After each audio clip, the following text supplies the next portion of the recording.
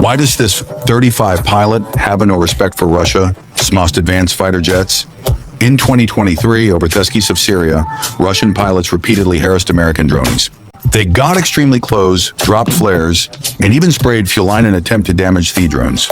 They thought that they were untouchable, and in the Insibilantilon day, a Russian pilot flying a Su-35 spotted another American drone.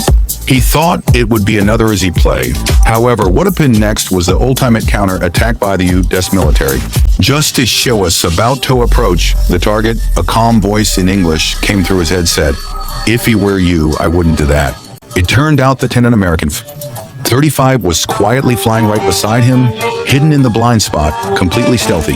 Even more absurd, the Russian pilot thought it was a joke from high ground and paid no attention.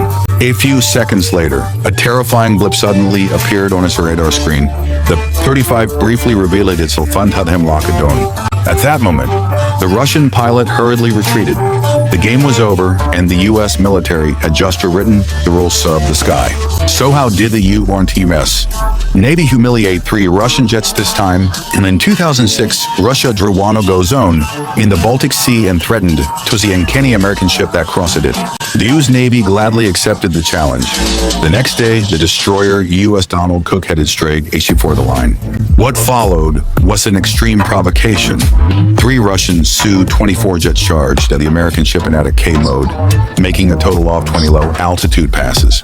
During on a pass, the wingtip almost grazed at the ship's hull, coming within less than 30 feet. The Russians thought this would scare off the Americans.